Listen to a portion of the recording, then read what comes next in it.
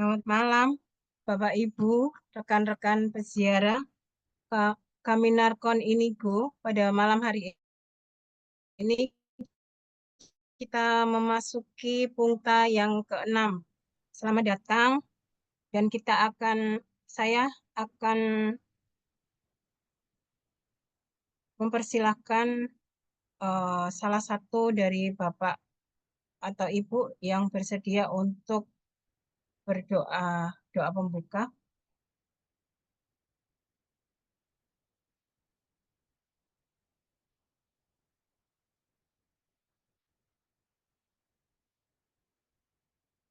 Silakan. Doa pembuka syukur atas anugerah terpilihnya Bapak Paus Leo ke-14. Silakan Bapak Ibu, siapa yang bersedia untuk berdoa?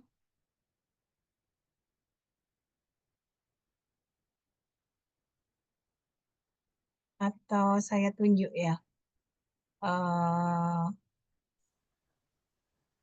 Ibu Lana.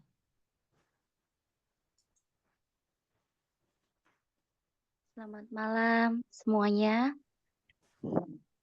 Ya, Ya. terima kasih Bu Yohana. Oke, marilah kita mengambil sikap doa. Kita hening sejenak. Kita akan berdoa doa syukur atas terpilihnya Bapak Paus Leo yang ke-14. Dalam nama Bapa dan Putra dan Roh Kudus. Amin. Allah Bapa di surga, Engkau selalu penuh belas dan kasih. Kami bersyukur dan berterima kasih atas anugerah yang telah Engkau berikan kepada kami dengan terpilihnya seorang gembala yang baru, yaitu Bapak Kardinal Robert Francis Prevost sebagai Paus Leo ke-14. Semoga kami semua dibawa kepada sukacita dan kedamaian untuk selalu melakukan kebaikan demi kemuliaan nama-Mu. Ya Tuhan Yesus Kristus, Engkau sendirilah yang telah mendirikan gereja-Mu dengan memilih Santo Petrus untuk menggembalakan umat pilihan-Mu pada awal mulanya. Seiring perjalanan waktu, kini Engkau memilih Kardinal Robert Francis Prevost sebagai Paus Leo ke-14, sebagai wakil-Mu yang ke-267 sepanjang sejarah perjalanan hidup gereja-Mu untuk meneruskan tugas-tugas perutusan-Mu. Semoga Bapak Paus Leo ke-14 senantiasa Engkau berikan kesehatan, kejernihan hati dan pikiran, serta kebijaksanaan dalam mengembalakan umat manusia di seluruh dunia, sehingga pada akhirnya mampu membawa pada perdamaian dan kesejahteraan umat manusia. Bersama Bunda Maria, Bunda Gereja, kami menyambut penuh syukur dan sukacita atas terpilihnya Bapak Paus Leo ke-14. Semoga kami semua semakin diteguhkan untuk berkarya di dalam kesatuan gereja yang satu, kudus, katolik, dan apostolik. Amin. Salam Maria, penuh rahmat Tuhan sertamu. Terpujilah engkau di antara wanita, dan terpujilah buah tubuhmu Yesus. Santa Maria Bunda Allah, doakanlah kami yang berdosa ini, sekarang dan waktu kami mati. Amin. Kemuliaan kepada Bapa, Putra, dan Roh Kudus, sekarang dan untuk selama-lamanya. Amin. Dalam nama Bapa dan Putra dan Roh Kudus. Amin. Terima kasih Ibu Lana. Sama-sama, Baik, Mbak. Bapak Ibu, sebentar lagi kita akan masuk ke dalam breakout room dan kita akan melakukan percakapan rohani. Tetapi sebelumnya saya akan membacakan tata tertib breakout room dulu dan kemudian saya akan membacakan pertanyaan refleksi pungta yang kelima yang nanti juga akan ditampilkan oleh panitia. Apakah bisa ditampilkan tata tertib acara?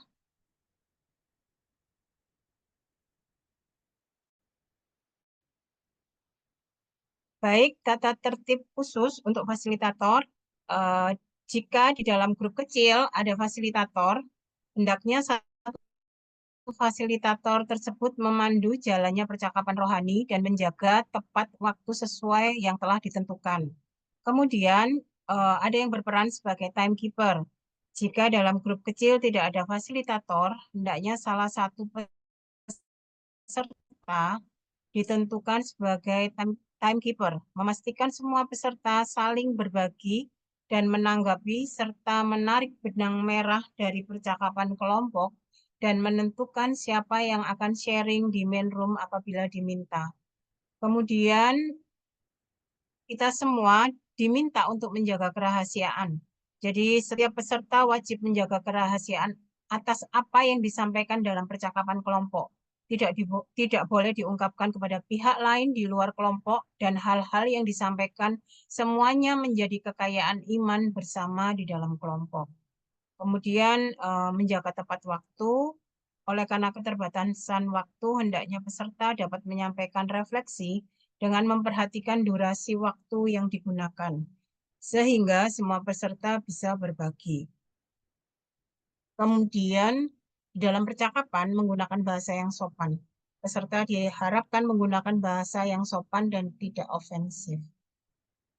Demikian tata tertib untuk breakout room nanti. Oh, kemudian di percakapan rohani, di putaran pertama, yaitu berbagi, sharing, peserta membagikan refleksinya bergiliran, sementara yang seorang sedang berbagi, yang lainnya mendengarkan.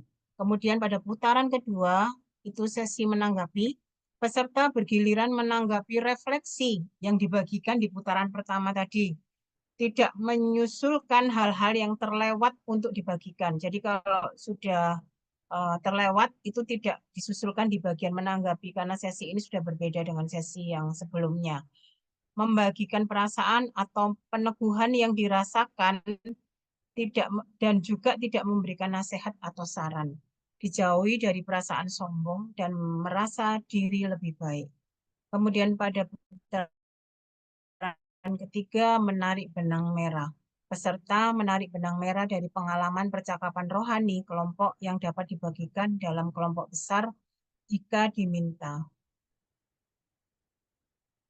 Baik, itu tadi uh, tata tertib acara di breakout room dan saat ini saya akan mengajak Bapak Ibu untuk mengingat kembali pengalaman peziarahan. Pertanyaan refleksi pada punta yang kelima.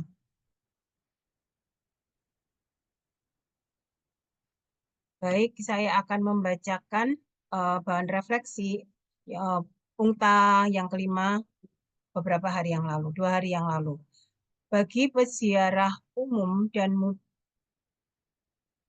nah, bagi peziarah umum dan muda, apa yang aku rasa menjadi keterbatasanku? Apakah aku merasa ini mentok atau tidak bisa berubah? Kemudian, bagaimana perasaan dan penerimaanku pada keterbatasanku? Kemudian yang ketiga, apa yang membuatku merasa terhibur, bersemangat, ada harapan? Kemudian yang keempat, apa hal yang ingin kubuat untuk memelihara harapan ini, menyelaraskan hati dengan hatinya. Kemudian lokakarya langkah yang kelima, peserta diminta untuk membayangkan dan menuliskan bagaimana akhir hidup Anda secara kreatif dan penuh humor, dan siapa yang ada di sekitar Anda. Kemudian, apakah masih ada penyesalan yang Anda rasakan? Apakah masih ada hal-hal yang hendak Anda lakukan di hari yang mulai gelap?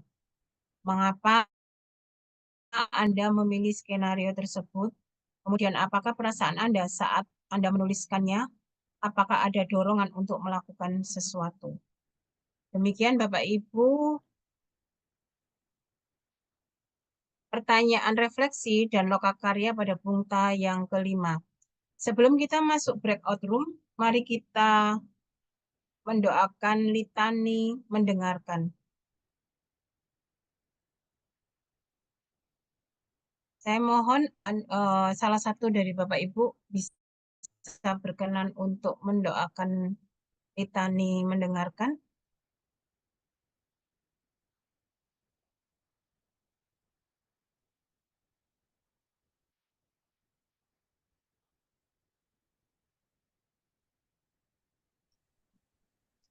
Mari silakan, siapa yang berkenan untuk mau mendoakan?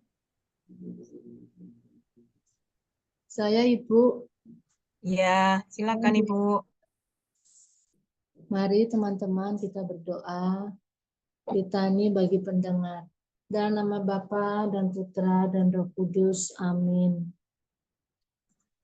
Tuhan yang Maha Kasih, teman dalam perjalanan, suara di tengah malam, di sini kami berkumpul untuk mendengarkan.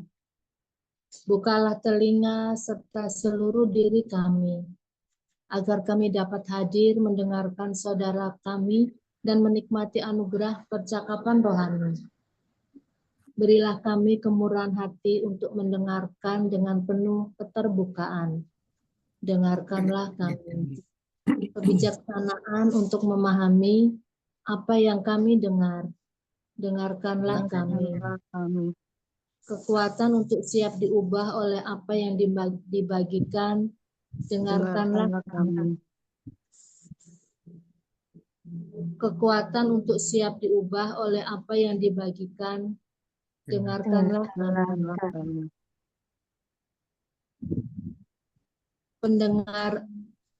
Pendengaran yang tidak menghakimi, dengarkanlah kami. Dan keinginan seorang anak, Dengarkanlah kami.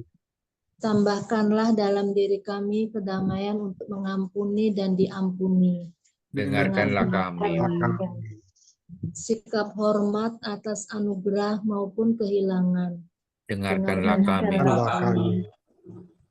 Sikap menerima yang membuat kami rela membagikan kegagalan. Dengarkanlah kami. Kebijaksanaan sehingga kami tahu kapan harus diam. Dengarkanlah kami. Dengarkanlah kami.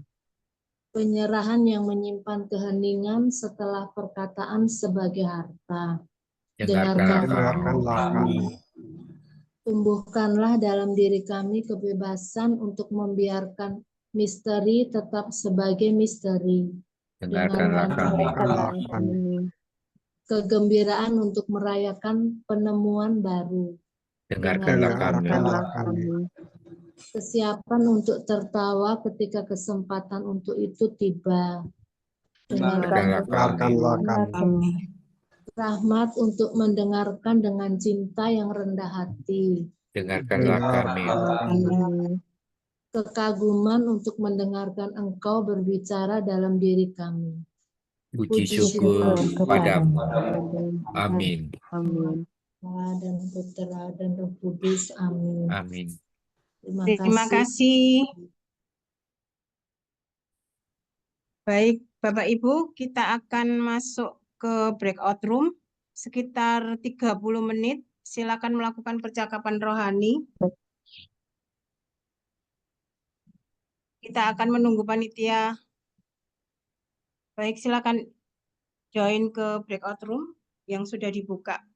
Selamat melakukan percakapan rohani.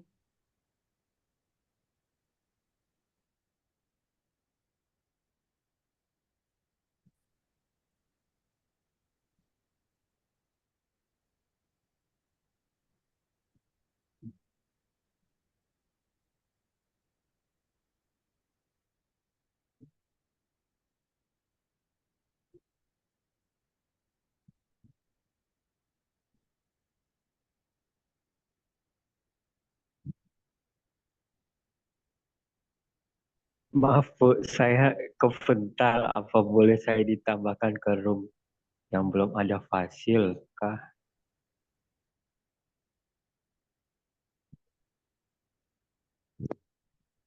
Kok gambarnya nggak kelihatan?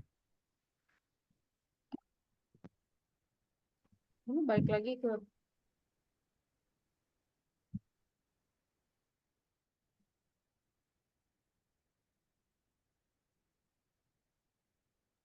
Edi di ruang 1 ya Mas Edi.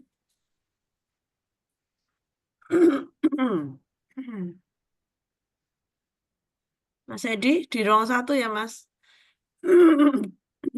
Tadi saya di 12 kok balik ke sini ya? Iya, kok balik ya? Sebentar ya, tak pindah dulu. Saya tadi di 12. Ya, oke. Thank you, Bu. Ibu Nani belum dapat ruang kah? Bu Nani sudah ruang 1. Belum ya, Bu? Saya di 12. Ya, Ya, yang Ibu Nani Oke. sudah. Maaf, saya baru bergabung. Saya di mana ya? Oke, sebentar. Terima kasih. Bu Nina, saya pindah ruang lain, nanti saya balikin ke ruang 12 ya. Oke, saya tadi 12 ya, thank you, Bu. Ya.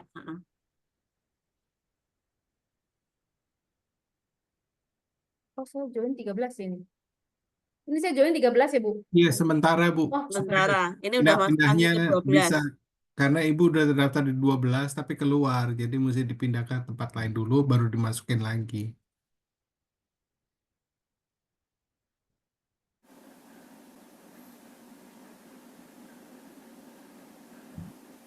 Nov, yang Ibu Nani juga di itu coba di Bentar, lagi tak keluar cari yang pindah penuh. dulu terus masukin lagi. Ya. Tak pindah dulu ya, Bu. Nanti diterima ya, pindah ruang 1.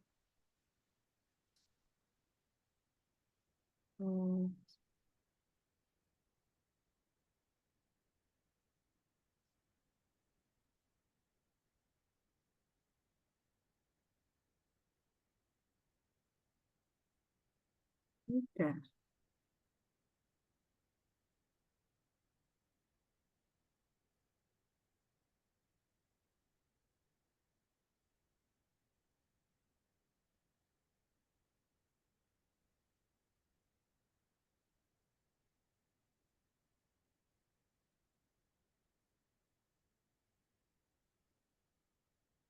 Sudah.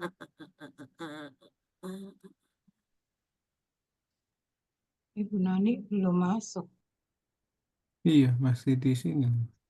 Ini kok ada 2 ya? Aku bingung ya.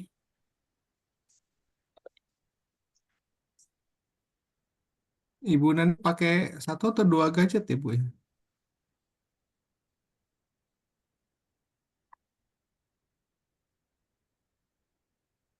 Andrea, saya masukkan ke ruang 2. Bu Siska. Ya, selamat malam. Ya, selamat malam. Saya masukkan Sorry ke ruang terlambat. 4 ya. Tolong Ruang diterima. 4. Iya, tolong diterima. Ya, terima kasih. Ini Bu Rima masih di depan. Ini ruang 1 nih ada 2 ya. Yang 1 sudah ngomong ya.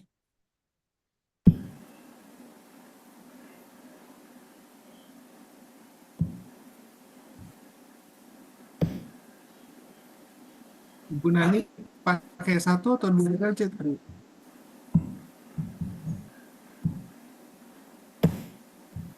Bu Rima. Saya belum masuk ya. Belum masuk.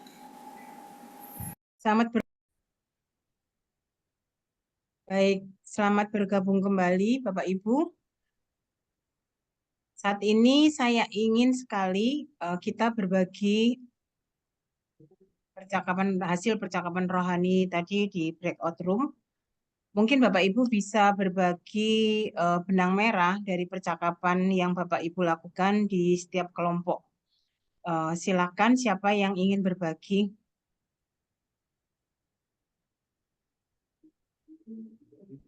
Ya, Pak Petrus Adi, silakan.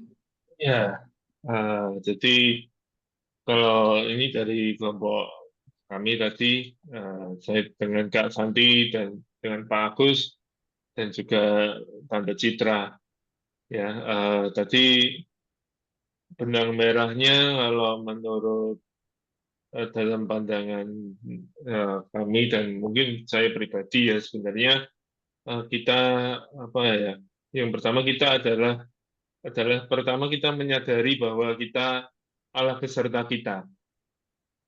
Allah selalu menyertai kita. Dan yang kedua, untuk soal keterbatasan itu adalah kita harus menerima apapun keterbatasan kita sebagai fakta, karena itu memang sudah faktanya kan kita memang punya keterbatasan di dalam area-area tertentu, dan tentunya adalah mohon rahmat dari Tuhan untuk bisa berjalan bersama dan mengikuti apa yang Dia kehendaki, dan juga apa ya namanya, untuk melampaui batas-batas yang sebenarnya kita miliki, gitu sih. Terima kasih, kalau dari saya terima kasih gitu. Terima kasih Pak Petrus Adi. Intinya kita menerima segala keterbatasan kita ya Pak Adi ya, ketika kita Betul. sudah memasukinya. Baik, Nah, terima Mbak kasih. Yohana. Ya, Saya Mbak Yohana. ya Ibu. Ya, Saya Ibu monggo. Ya, saya dari kelompok 7. Tadi saya bersama dengan orang-orang jauh dari Malaysia, yaitu Lisa dan Sylvester serta Vero dan saya sendiri. Kami tadi semuanya itu menyadari bahwa kita punya keterbatasan, tapi tidak perlu kecil hati karena dengan keterbatasan itu justru kita merasa dekat dengan Tuhan. Dan Tuhan mau menerima kita, mencintai kita apa adanya. Meskipun kita punya keterbatasan, Tuhan mencintai kita apa adanya. Itu benang merah yang tadi kami temukan dalam kelompok kami. Terima kasih. Ya, baik. Terima kasih Ibu Mary. Semakin memberi warna kepada refleksi kita ya. Siapa lagi? Satu kelompok lagi mungkin yang ingin berbagi? Kelompok 4, saya Mbak. Ya, enggak Ya, Bapak. Ye. iya. Saya bertemu dengan orang-orang yang menurut saya luar biasa. Kebetulan ada Mbak Lana, Bu Siska Mulyawan, dan Pak Hardi. Ketiganya ternyata memiliki apa ya? Kalau saya mengatakan itu bagian dari stigma yang namanya diabetes. Saya tidak menyatakan itu penyakit, tapi stempel. Tapi yang saya kagumi adalah di tengah-tengah masa senja dan Mbak Lana yang masih muda bisa menikmati keterbatasan dengan diabetesnya itu dengan ucapan syukur. Kalau sakit ini yang menghendaki Tuhan, kenapa tidak? Itu yang menurut saya luar biasa. Pak Hardi juga di tengah keterbatasan di usia senja, dia tetap berdoa dekat dengan Tuhan. Demikian juga ada upaya yang luar biasa dari Bu Siska Mulyawan di tengah-tengah masa senjanya, termasuk dengan diabetesnya yang diidapnya meskipun belum lama. Ditambah lagi dengan dukungan dari suami yang lebih dulu spiritual Ignatianya sangat matang. Itu yang menurut saya sungguh menyemangati. Terima kasih. Terima kasih Pak Sarjimin. Kemudian ini saya ingin sekali mendengarkan satu peserta. Apakah ada yang mau sharing tentang lokakarya langkah kelima, membayangkan dan menuliskan bagaimana akhir hidup Anda secara kreatif dan humor. Siapa yang ada di sekitar Anda? Apakah masih ada penyesalan yang Anda rasakan? Silakan, siapa yang ingin berbagi, yang sudah menuliskan jawaban dari pertanyaan lokakarya?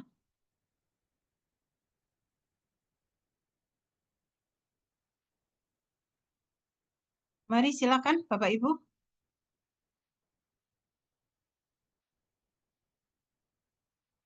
Siapa yang ingin mencoba?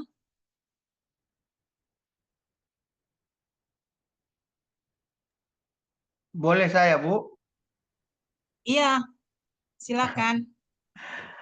Ya, saya hanya melihat, maaf ya Bu, lokakarya yang saya tulis itu sebenarnya nggak lengkap. Tapi satu hal mungkin karena saya merasa bahwa umur saya sekarang baru 50-an, baru kepala 5. Saya membayangkan umur saya di angka 80-an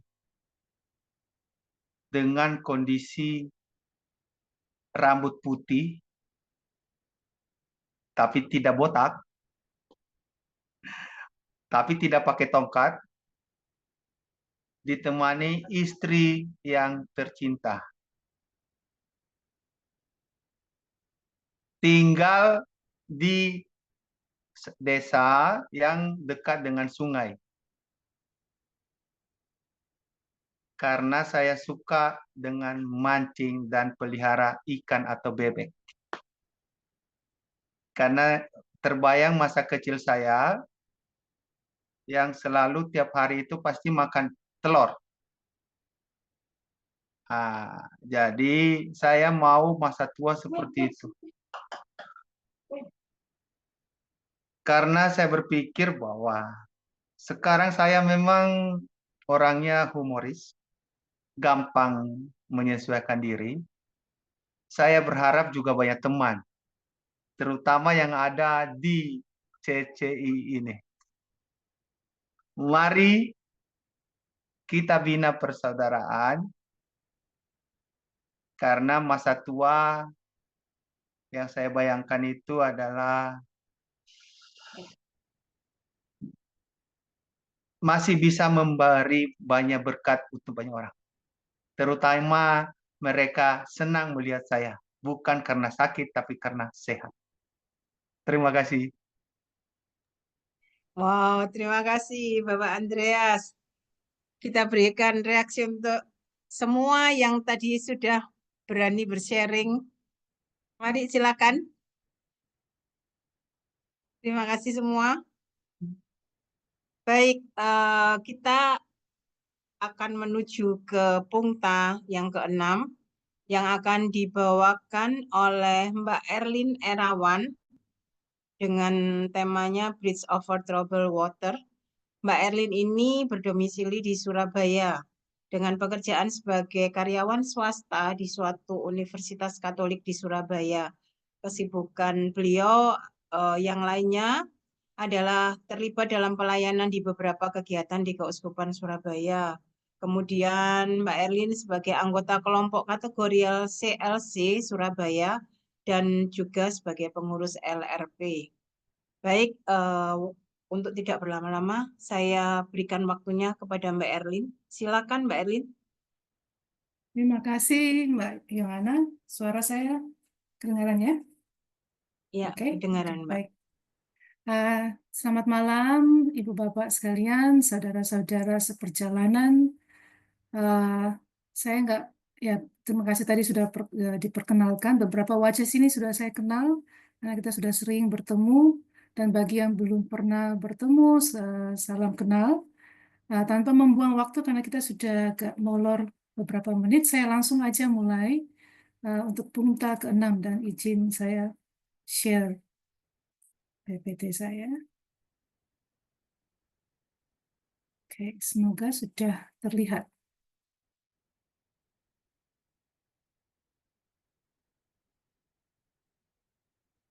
Aman ya? Aman. Aman. Sudah Oke, terlihat. terima kasih.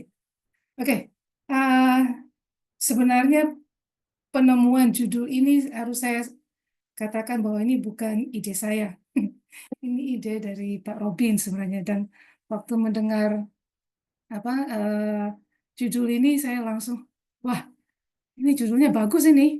Tapi tidak ada hubungannya dengan lagu dari Simon dan Garfunkel ya, Ibu Bapak sekalian. Ini murni pemakaian topik yang menurut saya pas sebenarnya dengan materi yang akan saya berikan untuk Pungta ini. Jadi izinkan saya lanjutkan. Yang akan kita bahas, saya akan kurang lebih membaginya seperti ini. Jadi saya akan awali dengan, dalam hal ini apa yang saya maksud sebagai troubled water. Dan kemudian membahas sedikit mengenai bridge-nya itu. Dan kemudian kita kaitkan konsep bridge dan troubled water ini ke pengalaman Santo Ignatius. Kita akan fokus ke waktu yang dia waktu dia di Barcelona dan Alcalá. Dan kemudian bagian terakhir saya akan bawa ke bagian perenungan. Jadi troubled water atau ya kurang lebih lah situasi sulit. Kalau ininya yang dimaksudkan di sini tuh biasanya pasti berupa hal-hal yang mungkin mengkhawatirkan, ya hal-hal yang mengguncang, di mana kita mungkin merasa tidak berdaya, dan apa yang kita alami itu mungkin mengganggu relasi kita dengan orang lain. Biasanya ini yang kemudian membuat ini menjadi sangat sulit karena kita mungkin merasa ingin menjauhkan diri, mengucilkan diri, dan semua ini mengancam kesejahteraan, adaptasi kita sehari-hari, kebahagiaan kita. Ya. Nah, dalam hal ini, semua ini kita katakan sebagai situasi, kalau dalam bahasa psikologinya, ini situasi stressful. Stresor itu yang biasanya kita katakan sebagai sumber stres, biasanya memang berasal dari lingkungan sekitar kita. Ya, bukan biasanya, memang awal mulanya itu dari lingkungan, yang kemudian bisa mempengaruhi pikiran dan perasaan kita, yang nanti dampaknya itu bisa terlihat pada relasi kita dengan, apakah itu dengan diri sendiri, orang lain, dan bahkan dalam hal ini juga dengan Tuhan. Ada beberapa hal-hal lain yang perlu kita perhatikan terkait yang troubled water ini kalau kita dalam konteks membahas mengenai meniti senja, ya, usia senja. Yaitu mungkin ada penyakit yang mempengaruhi kondisi fisik dan mental kita. Mungkin ada muncul gangguan pada memori, ada perubahan pada identitas diri kita. Yang saya maksud di sini itu adalah misalnya dulu seorang suami dengan istri, mungkin sekarang bukan lagi seseorang yang berjalan bersama istrinya, tapi mungkin sudah menjadi duda. Dan sama untuk yang perempuan, kehilangan pasangan hidup, atau bisa jadi mungkin kehilangan anggota keluarga yang lain, orang tuanya sendiri, atau anak. Ya, jadi banyak perubahan. Yang tadinya identitasnya adalah sebagai seseorang yang membawa nafkah bagi keluarga. Sekarang identitasnya adalah harus bergantung pada orang lain, pada anak. Itu bisa juga mempengaruhi konsep dirinya dan juga mental dari seseorang. Ada ketidakcocokan prinsip dan juga prioritas hidup dengan generasi berikutnya. Kadang malah kalau bagi saya yang juga di usia angka 5 di depannya, ini malah kami ini yang bisa dikatakan itu biasanya usia 50-an sekarang itu generasi sandwich. Jadi kami ada ketidakcocokan dengan generasi yang di bawah, tapi juga dengan generasi yang di atas kami. Jadi ketidakcocokan terkait apa sekarang menjadi prioritas hidup. Dan memang ini sering terjadi karena setiap usia perkembangan itu pasti punya prioritas tertentu yang akan berbeda-beda. Seseorang yang di usia 20-an, 30-an itu jati dirinya adalah dari pekerjaannya. Dari dia sebagai apa? Keberhasilannya dalam bekerja dan menjalin keluarga dan seterusnya. Sementara yang sudah memasuki usia senja itu lain lagi prioritas hidupnya. Terkait usia sehingga menimbulkan ketidakcocokan. Dunia yang semakin tidak pasti dan terus berubah. Pada orang tua saya melihat banyak perubahan terjadi pada mereka pada saat pandemi COVID kemarin. Mereka Jangankan mereka, kita aja yang lebih muda tuh sudah merasa, oh ada sesuatu yang bisa apa ya, jadi ngeri juga sih kalau melihat ya, karena tidak pasti, apalagi mereka yang saat ini juga mulai bergantung pada anak-anaknya. Ada perkembangan teknologi yang sangat cepat dan sangat drastis ininya perubahannya. Bapak saya sampai sekarang misalnya bisa membaca WA, tapi tidak bisa merespon WA. Sekarang sudah ada sedikit kemajuan sih, dia sudah berani ketik kata-kata yang singkat. Tapi kalau sudah agak panjang, dia hanya menelpon orang yang butuh dia hubungi. Bukan mengenai tidak mau ininya, tapi agak menakutkan kalau melihat teknologi dan segalanya. Dan dia juga orang tua tuh masih memakai ATM, tapi belum bisa, dan rasanya sih mungkin juga tidak bisa memakai mobile banking karena terlalu banyak yang harus diketahui. Ini ya, jadi ada hal-hal lain yang juga bisa membuat stres tersebut, yang nantinya saya katakan tadi itu bisa mempengaruhi dirinya, mentalnya dari seseorang yang sudah memasuki usia senja ini. Nah, sekarang kita lihat yang bagian troubled water ini. Kita lanjutkan bagian troubled water maksud saya. Jadi intinya ini dapat menimbulkan konflik yang kalau saya lihatnya baginya itu ya bisa terkait internal atau intrapersonal di dalam diri sendiri, di mana seseorang itu bisa bergulat dengan identitas diri yang berubah karena banyak hal. Bahkan ini konsep kematian juga, atau pergulatan iman, dan seterusnya.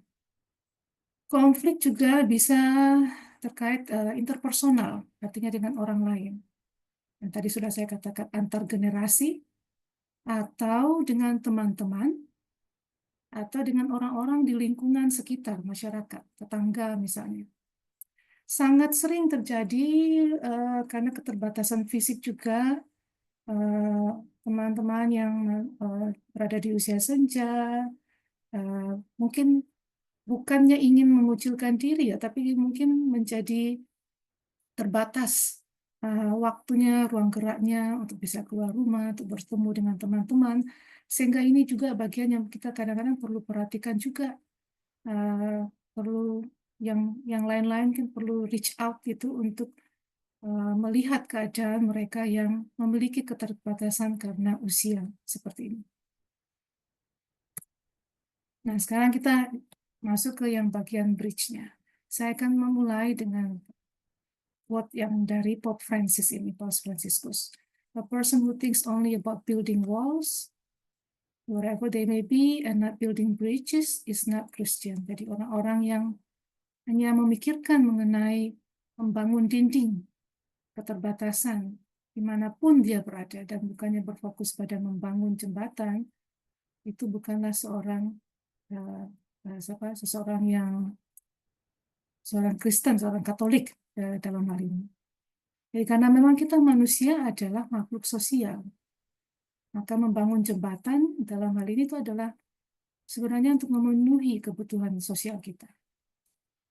Jembatan, kalau saya melihatnya, itu melambangkan suatu perjalanan. Ada navigasi, ada arah, tujuan, dan juga mungkin karena dipakai bersama, maka ada pemakai aturan yang harus diikuti. Bagi saya, jembatan juga melambangkan itu suatu transisi. Ada awal, ada akhir. Kita datang, pergi, kayak pintu gitu ya, kayak gerbang. Kita datang, ada pergi, ada perjumpaan, perpisahan. Bagi saya juga itu ada perubahan, ada pergantian, transisi. Ada ujung, ada awal, ada akhir. Kita mulai di satu sisi, berakhir di sisi lain. Kalau kita bawa ini ke kehidupan, ya ada hal-hal yang ada dua sisi yang mungkin sedang mengalami kesulitan antar generasi, maka juga diperlukan jembatan itu. Bila ini adalah interpersonal. Tapi bisa jadi juga ini adalah sesuatu yang intrapersonal, tadi saya katakan, dalam diri. Ada dua hal yang dalam diri kita mungkin yang berkonflik, suatu hal yang membuat konflik dalam diri kita, maka perlu ada jembatan yang dibangun untuk menjembatani mengurangi konflik itu atau mengatasi konflik itu. Fungsi jembatan dalam hal ini bisa menghubungkan, ya, mengkoneksi, menjadi perantara, bisa juga untuk mempermudah supaya jalannya lebih mudah, lebih singkat daripada berenang di air itu yang digambar atau naik perahu yang lebih lama, ya jauh lebih mudah kalau kita memakai suatu jembatan. Meningkatkan interaksi dari dua pulau yang terpisah, bukannya tembok yang kita bangun, tapi jembatan untuk meningkatkan interaksi, membangun jaringan, network, koneksi, dan juga sebagai alternatif. Sekarang saya mau masuk ke cerita dari perjalanan Santo Ignatius. Fokus saya di sini adalah Barcelona. Dan saya masukkan Alcala juga, walaupun sebenarnya dari awal ini disampaikan Barcelona, tapi dua ini saya melihat sangat terkait. Jadi ini dimulai sekitar Februari-Maret 1524, dan berakhirnya dia keluar dari Alcala itu sekitar Juni 1527. Nah, sumber informasi yang saya pakai, bila ada yang sudah pernah membaca buku Wasiat dan Petuah Santo Ignatius, saya menyarankan ini buku yang sangat bagus kalau benar-benar ingin melihat detail perjalanan hidup Santo Ignatius. Nah, cuma ini buku lama, terjemahannya juga sudah lama, agak sulit sebenarnya membacanya karena terjemahannya itu kayak seperti membaca buku terjemahan Google di zaman ini. Jadi kadang-kadang ada tulisannya agak kurang nyambung, tapi membantu pemahaman saya saat membaca itu untuk memahami karakter Santo Ignatius lebih mendalam. Film yang kita pakai itu juga sudah bagus. Beberapa hal yang ini itu ada di filmnya, tapi tidak selengkap yang buku ini.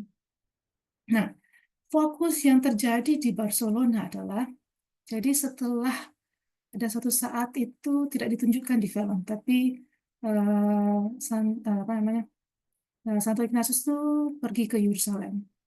Bisa dibilang lah bahwa perjalanan ke Yerusalem itu tidak sesuai dengan keinginannya, harapannya. Dan saat dia kembali, dia sebenarnya kemudian ke satu tempat lagi, saya lupa di mana, tapi intinya ke daerah Spanyol situ, dan akhirnya sampai ke Barcelona ini. Dia saat itu menyadari bahwa dia ini pengetahuannya, bila dia ingin masuk ke lebih mendalam, ke menyebarkan ajaran-ajaran dari Tuhan, dia membutuhkan pengetahuan lebih banyak. Salah satunya adalah bahasa Latin, karena yang di gereja yang dipakai itu adalah kebanyakan bahasa Latin. Nah, akhirnya dia di Barcelona ini, ya sempat dikatakan sekolah selama 2 tahun khusus untuk belajar bahasa Latin.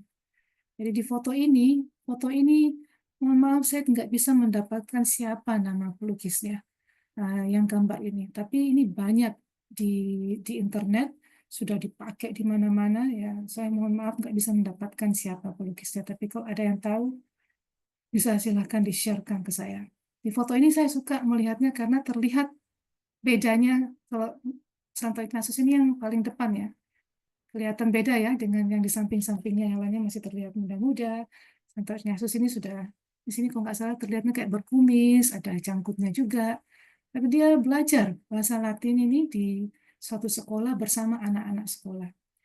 Ada foto lain yang saya mau tunjukkan di slide berikutnya, yang kayaknya lebih ini ya, lebih menohok gitu ya, karena anak-anaknya dilukiskan lebih muda lagi.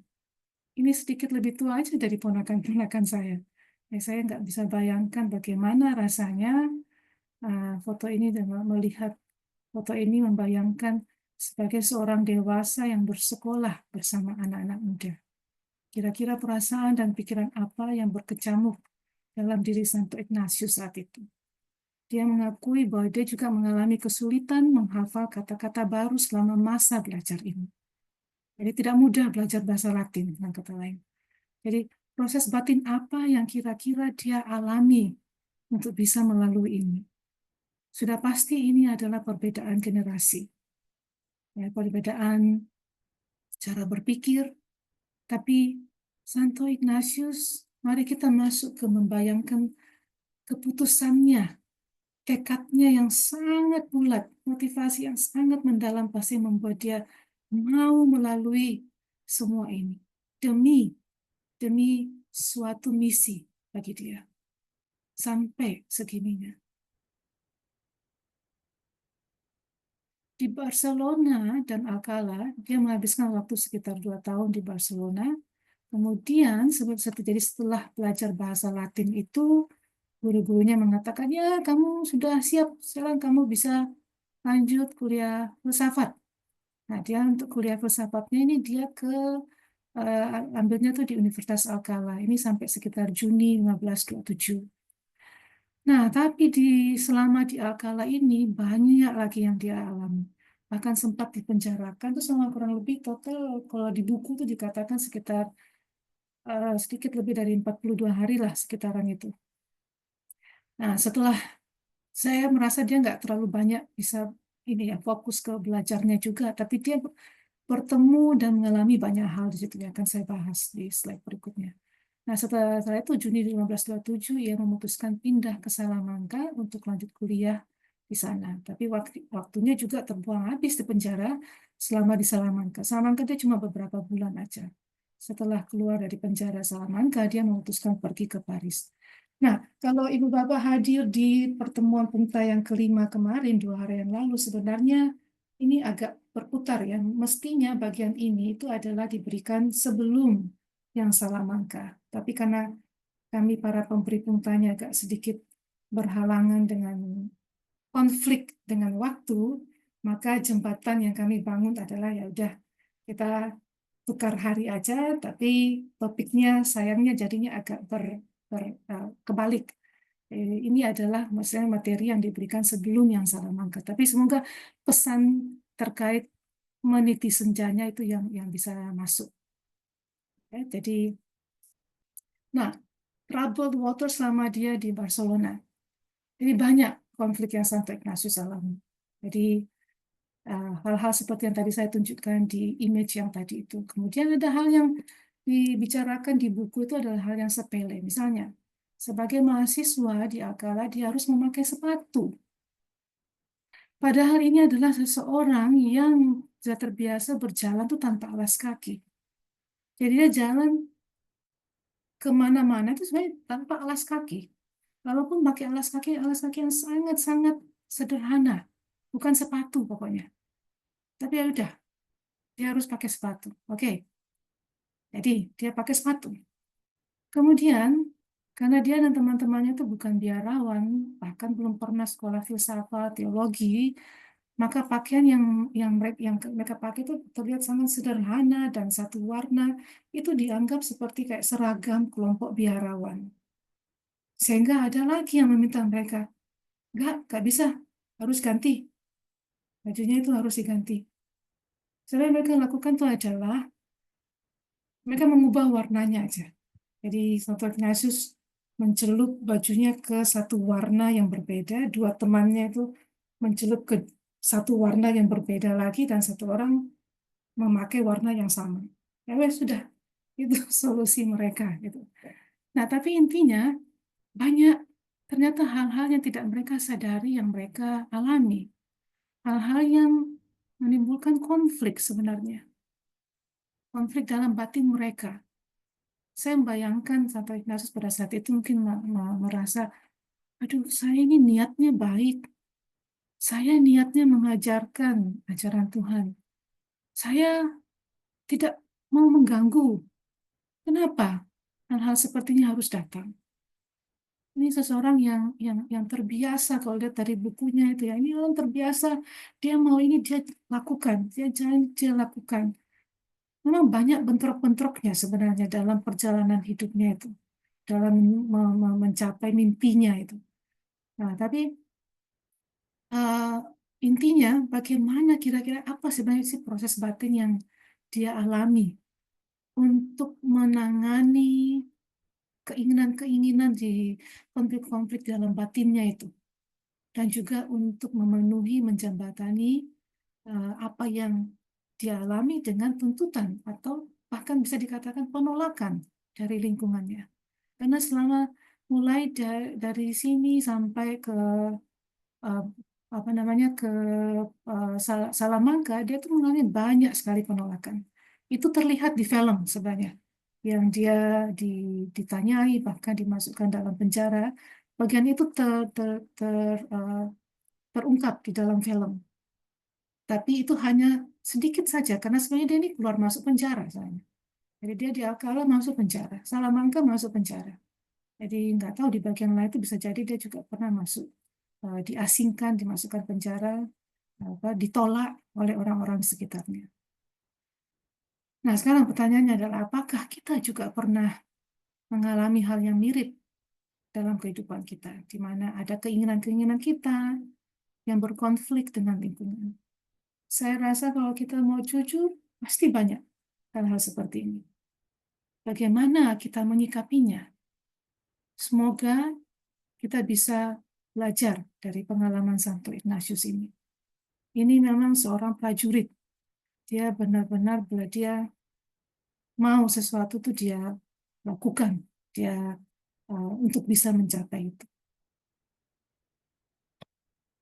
Masih untuk yang ini kita bagian bridge-nya sekarang, saya membahas sedikit mengenai bridge-nya. Jadi kalau saya lihat dari ceritanya itu, apa sih yang jembatan-jembatan itu yang membantunya untuk mengatasi konflik-konflik itu? Mau itu konflik antar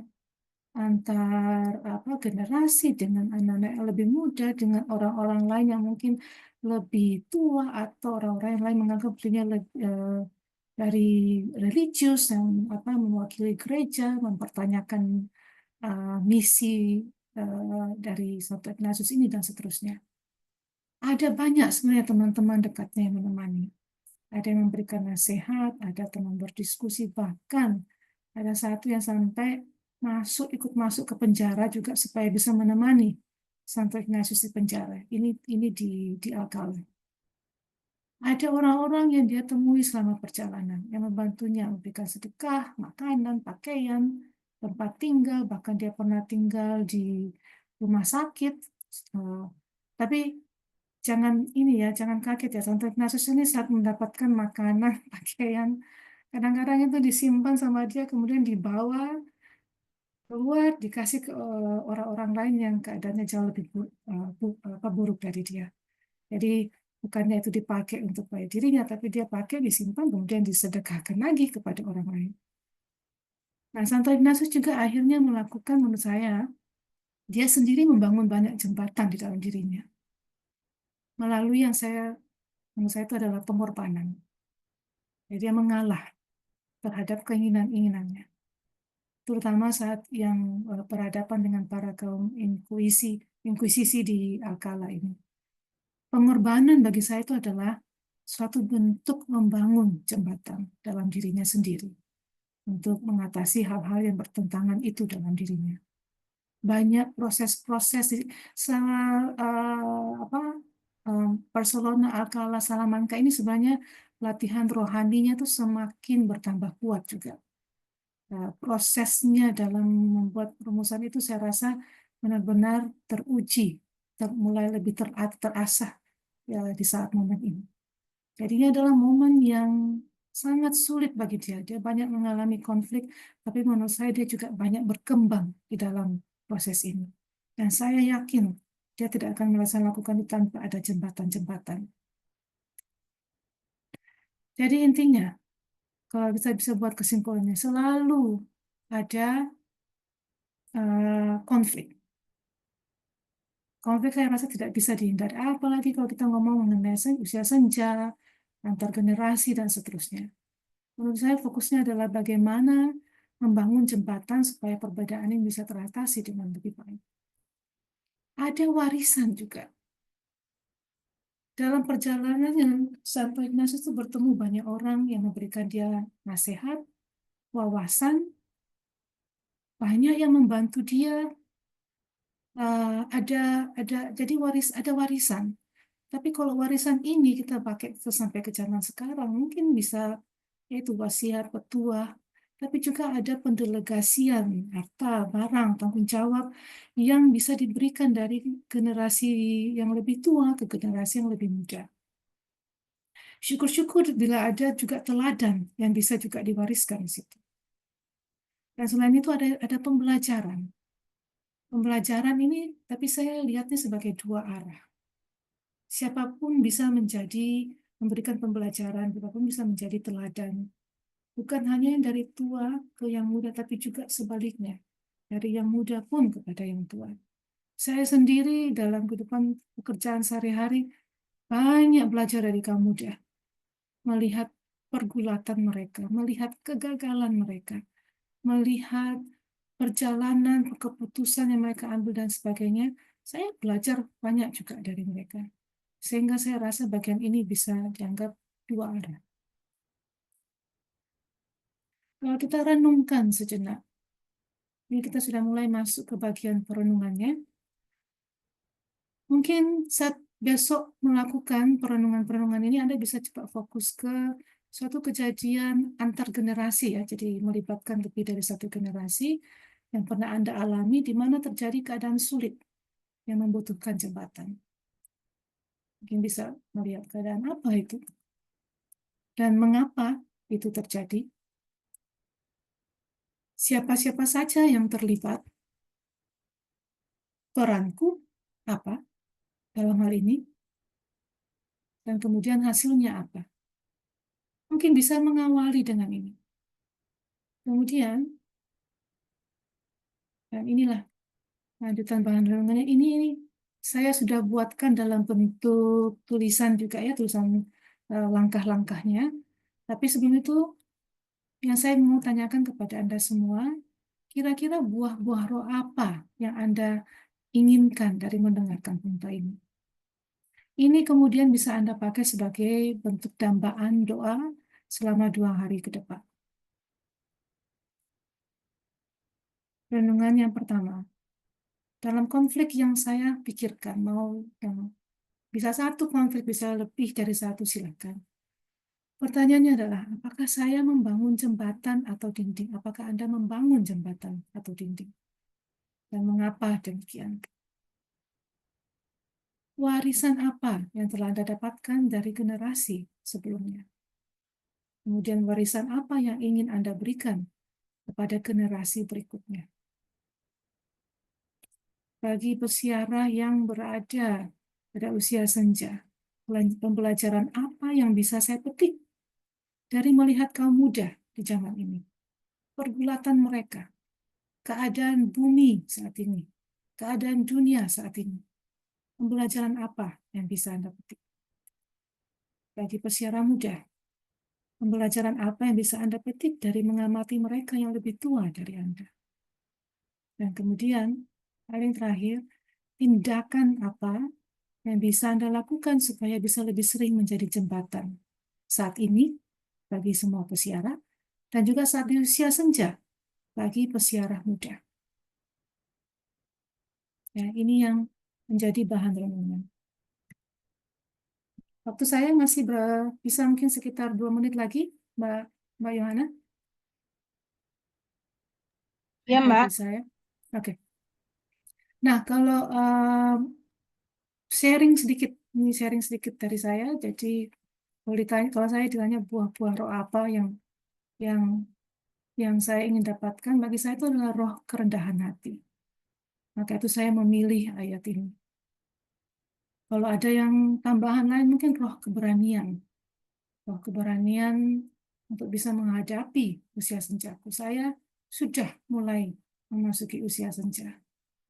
Dan sebenarnya, tadi saya sempat mengingatkan diri saya sendiri, ini bulan Mei tanggal 15, sebenarnya sebelum memulai proses ini, waktu saya sudah mengiyakan akan memberikan punta ini, dan sudah juga tahu apa topik punta ini, sekitar 2 bulan yang lalu, 2 bulan pas minus 2 hari. Dari tanggal 17 Maret itu saya sebenarnya berhadapan dengan satu topik yang erat hubungannya dengan ini, yaitu topik kematian. Jadi mama saya dipanggil Tuhan itu tanggal 17 Maret 2 bulan yang lalu. Waktu itu saya berpikir, waduh, bisakah saya melakukan ini? Dan sebenarnya tidak separah yang saya bayangkan.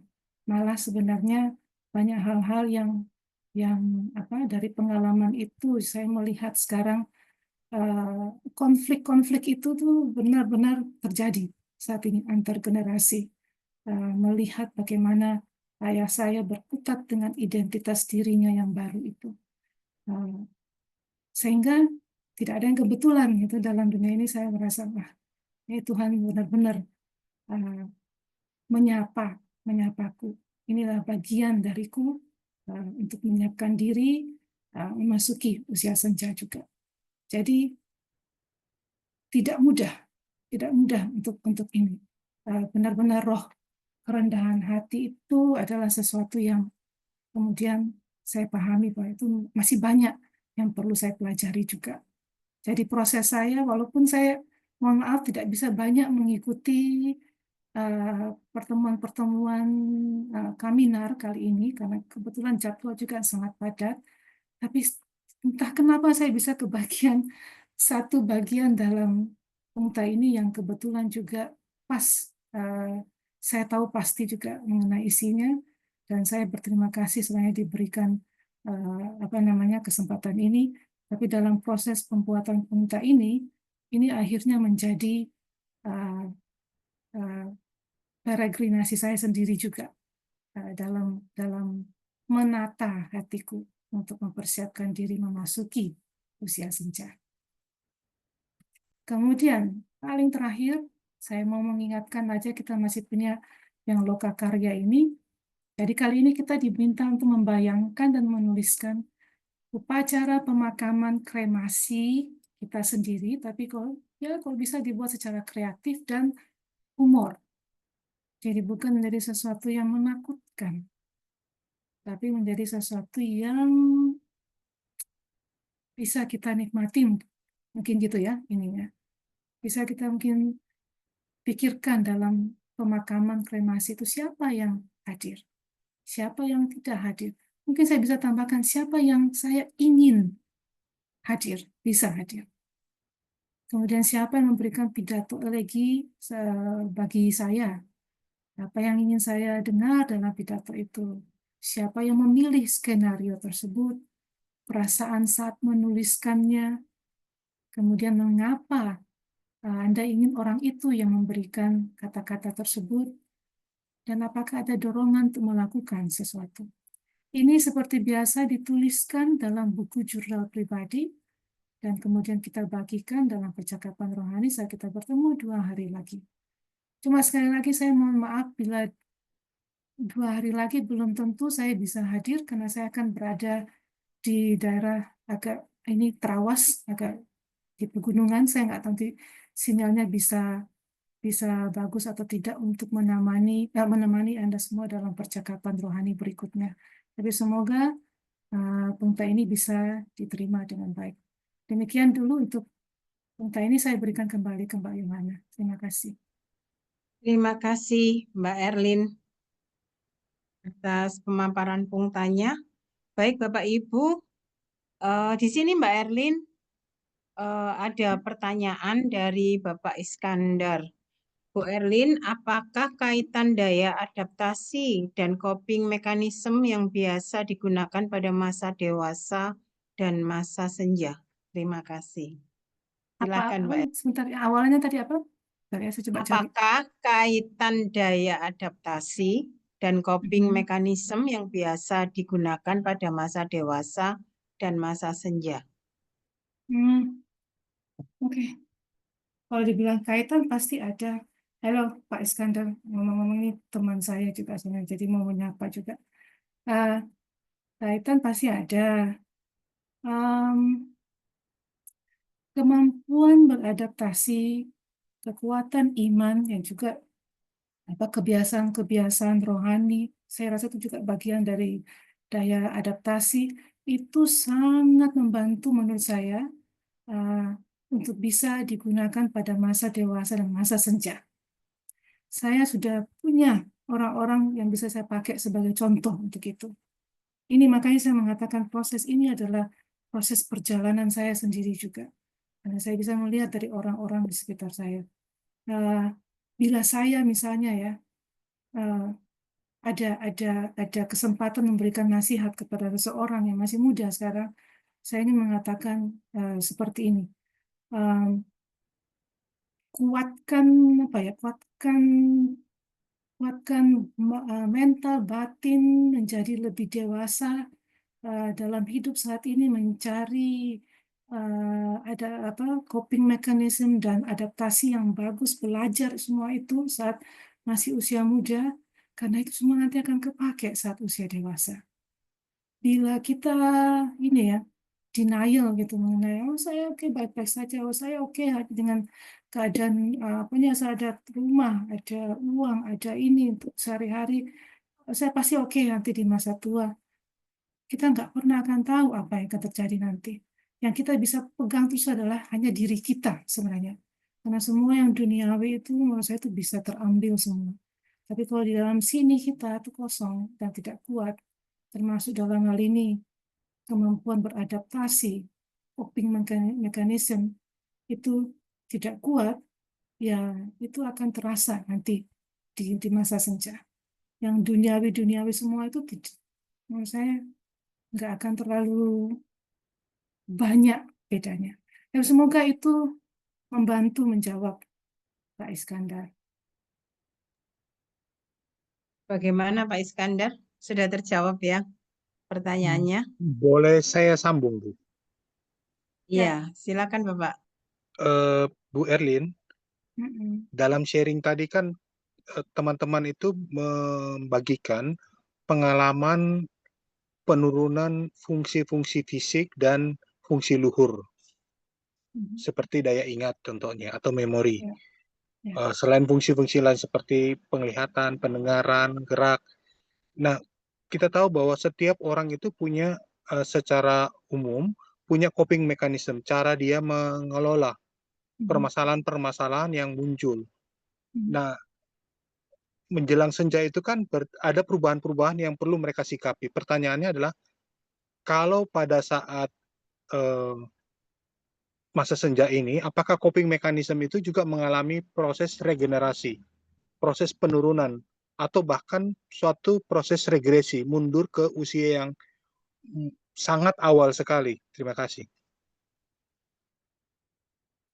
Kalau saya bisa pakai pengalaman saya akan mengatakan iya, ada perubahan, ada penurunan, bahkan kalau mau bisa ada regresi.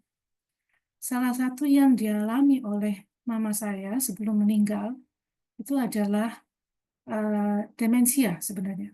Jadi dia sudah muncul gejala-gejala demensia.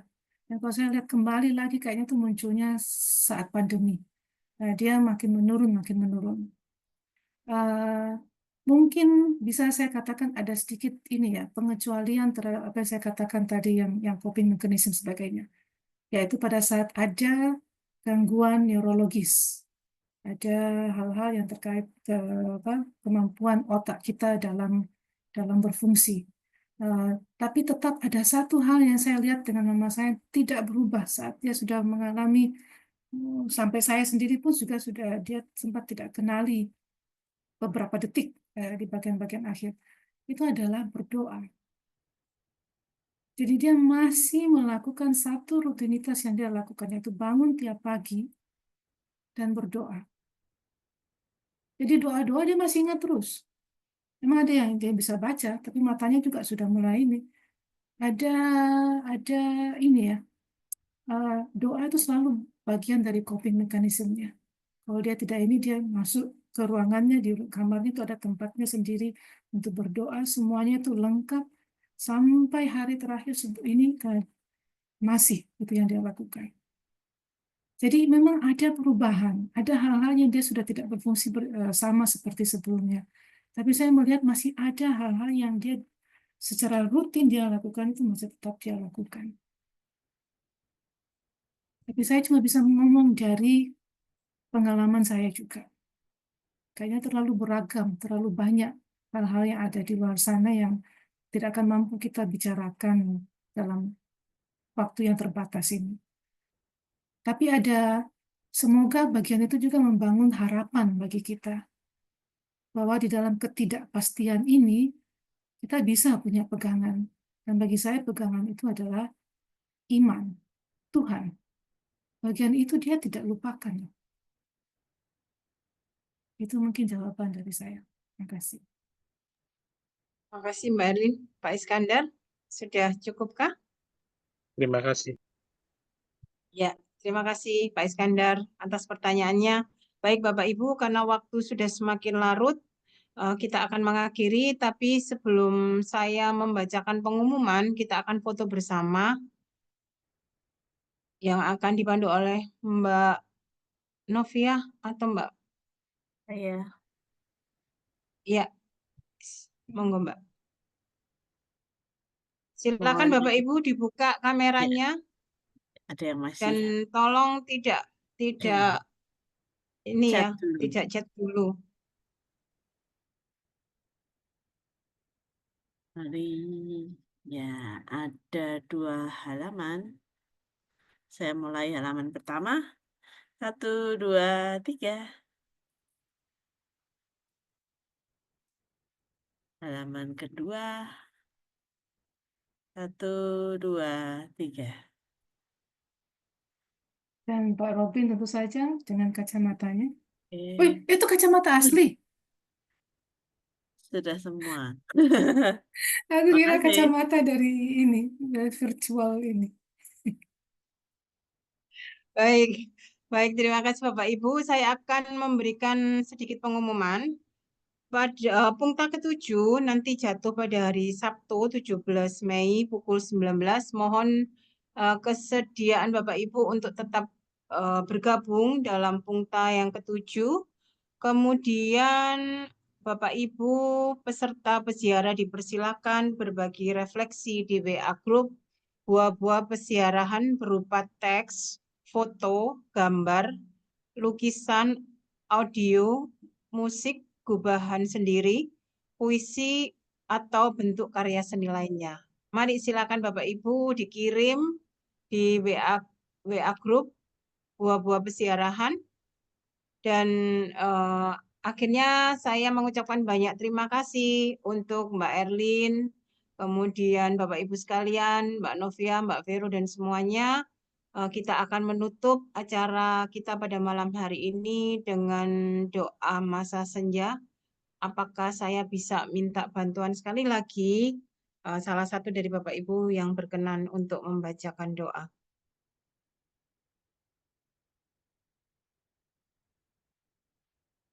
Siapa yang bersedia membacakan doa?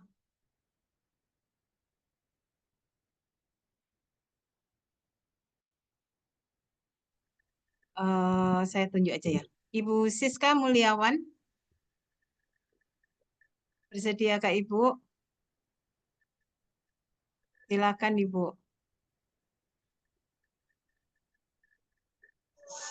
Masih di mute. Ya. Iya, makanya dulu ya. Oke. Marilah para peziarah yang tercinta, kita tutup pertemuan kita ini dengan doa. Dalam nama Bapa dan Putra dan Roh Kudus. Amin. Masa senja. Tuhan, sudah tiba masa senjaku. Kekuatanku perlahan meredup. Bagaikan cahaya matahari yang meruyuk. Masa depan yang dulu kubayangkan, ternyata tinggal hari-hari yang harus kulewatkan. Dan hari-hariku tidak lagi sekaya seperti dulu. Sekarang hari-hari itu seakan hanya berjalan dari jam ke jam, menit ke menit, dan detik ke detik.